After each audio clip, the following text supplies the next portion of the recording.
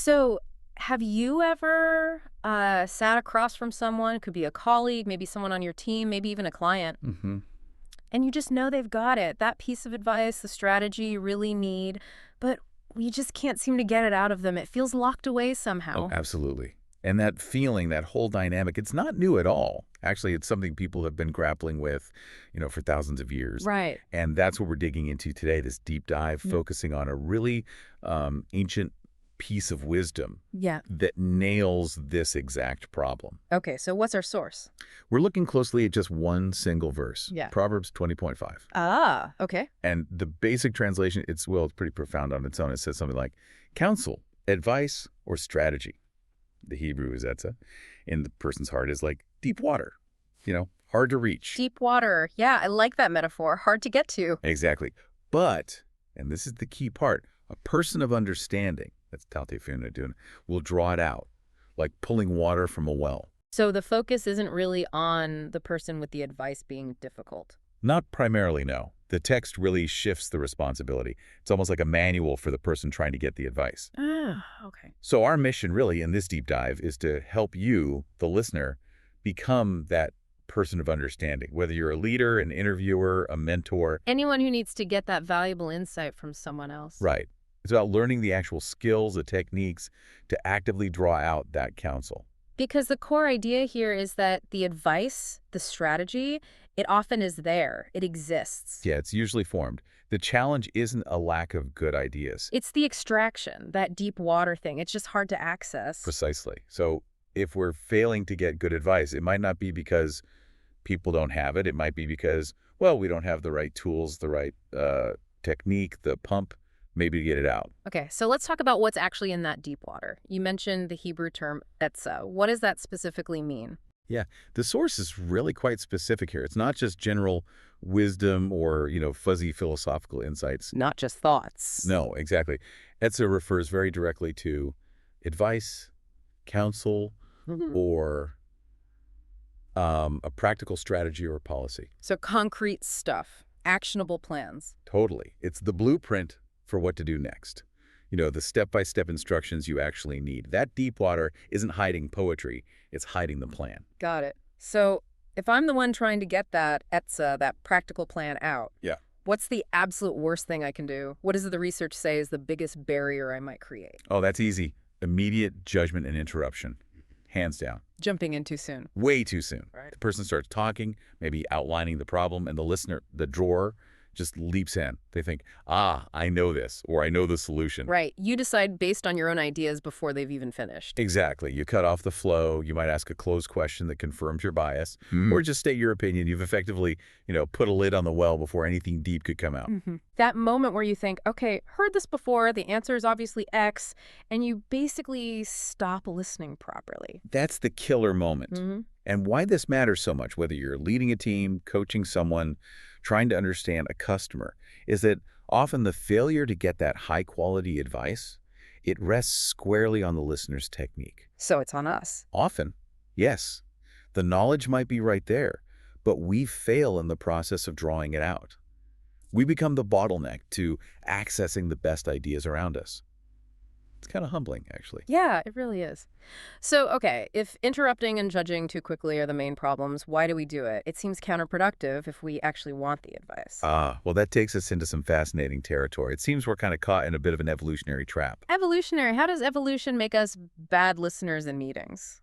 Well, think about survival.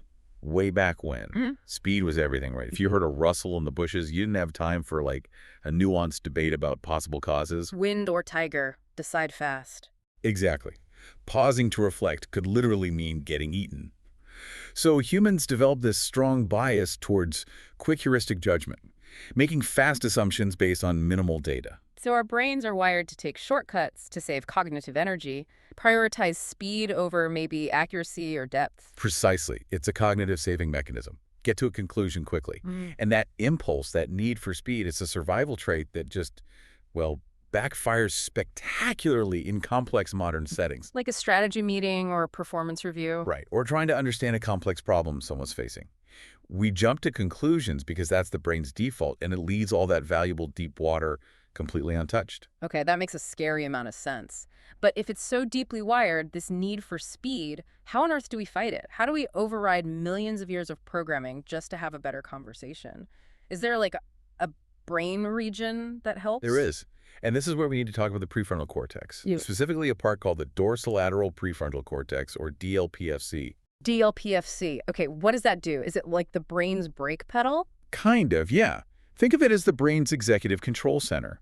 It's crucial for things like inhibition, stopping yourself from acting on that first impulse, like interrupting. Ah, the don't jump in muscle. Exactly. And it's also vital for working memory holding different pieces of information in your mind at the same time, tracking the conversation. Yeah.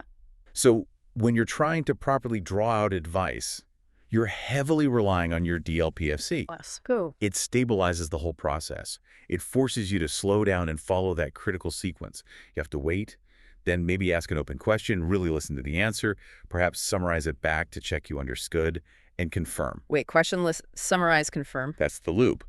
If the DLPFC doesn't step in and inhibit that quick jump, I already know impulse, the conversation just skims the surface. You never get to the deep stuff. Okay, so we need to engage our DLPFC to stop interrupting. But even if we manage that, you're saying there's another trap waiting for us. Unfortunately, yes. Even if you successfully shut down the impulse to jump in, you run smack into a huge psychological barrier. Which is? Confirmation bias. Ah, right. Looking for evidence that supports what we already believe. Exactly. So the person seeking advice, the drawer, even if they're listening patiently, might still only be listening for things that confirm their existing idea or hypothesis. So they're not genuinely looking for the best advice. They're subconsciously looking for advice that makes them feel right. Often, yes. It's usually unconscious. Yeah. Which means that the truly valuable stuff, the unexpected insight, the strategy that contradicts their assumption, the stuff in the deep water, gets filtered out or ignored, even if the speaker actually says it. Wow. So we can sabotage the whole process even while thinking we're being good listeners? Absolutely. And this isn't just theory, it's well documented. There was that classic study, you might know it, by Lord, Ross, and Lepper back in '79. Vaguely familiar. What did they do?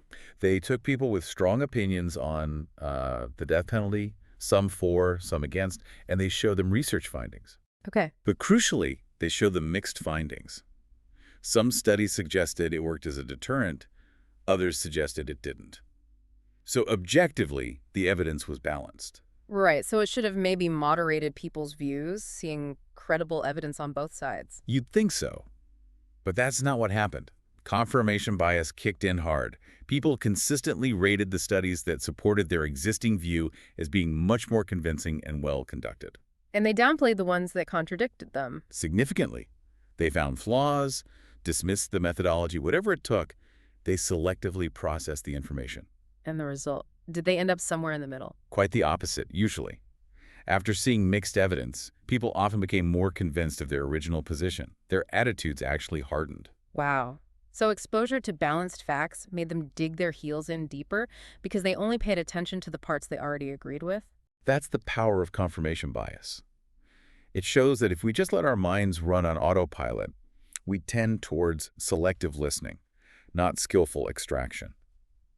So for you, the listener wanting to be that person of understanding, it means you have to be incredibly self-aware. You have to actively fight it. Yes. You need to make a conscious effort, be extra diligent to seek out, listen for, and really focus on the information, the perspectives, the strategies that don't fit your initial assumptions.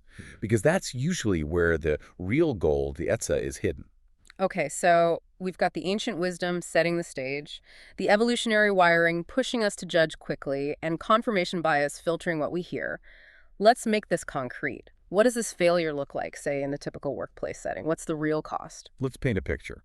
Imagine a standard one-on-one. You've got Boss B, a senior manager, meeting with subordinate A, who works out in the field, closer to the customers or the operations. Subordinate A comes into the meeting holding some really valuable practical strategy real etza based on what they're seeing day to day.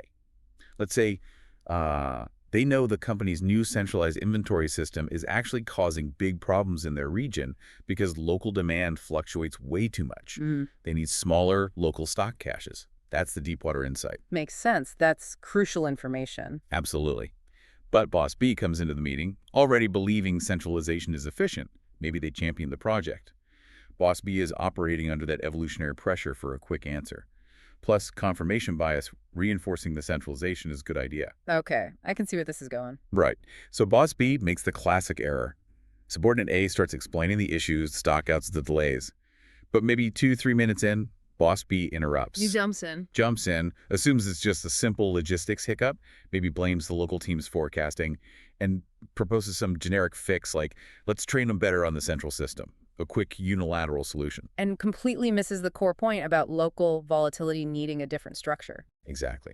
B's quick judgment, fueled by bias, prevents the actual drawing out of A's crucial insight.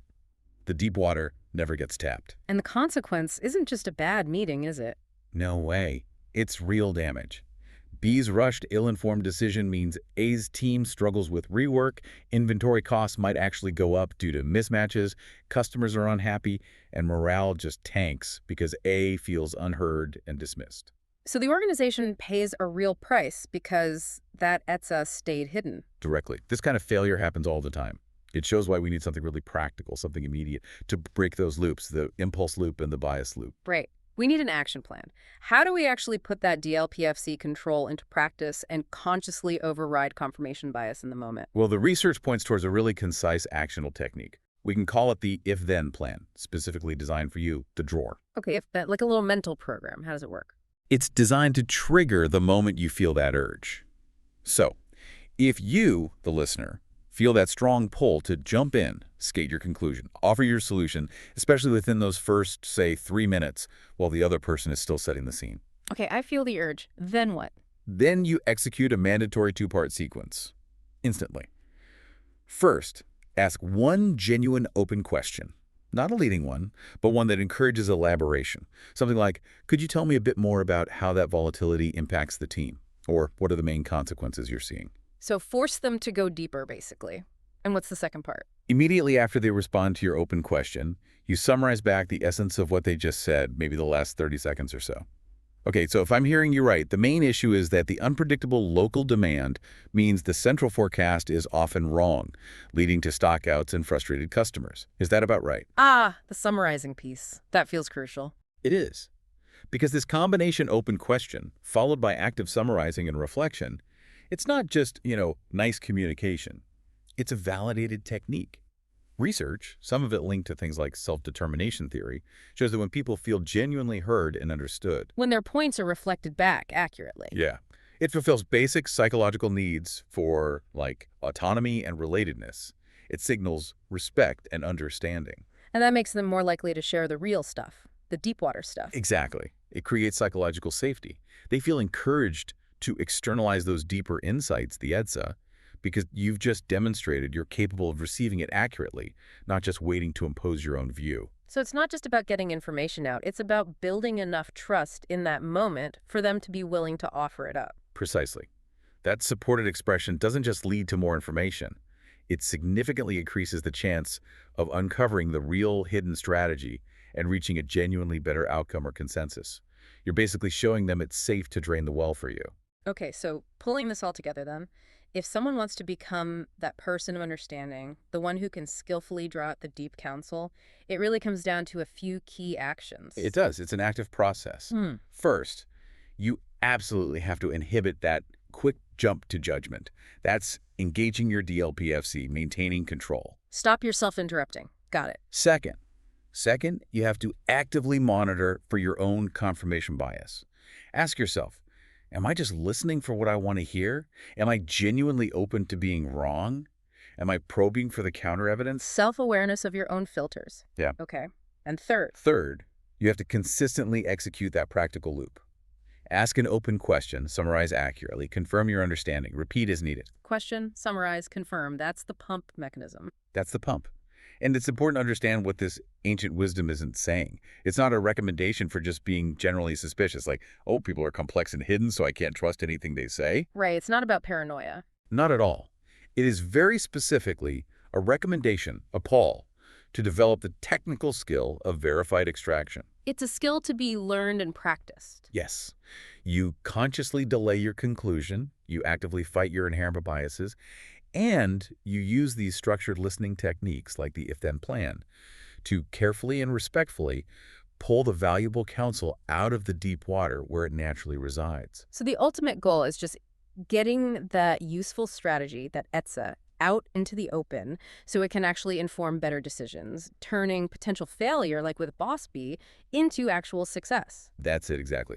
So maybe the final challenge for you, the listener, is a simple observation task. In your next important conversation, maybe it's later today, maybe tomorrow, just watch yourself. Listen to yourself listening. What am I actually doing? Yeah, are you listening mainly to find confirmation for what you already think, just skimming the surface? Or are you consciously engaging that DLPFC, deploying that if-then plan, and actively working to pump the deep water? Because the difference between those two approaches. It could be the difference between missing crucial insights and uncovering the strategy that changes everything.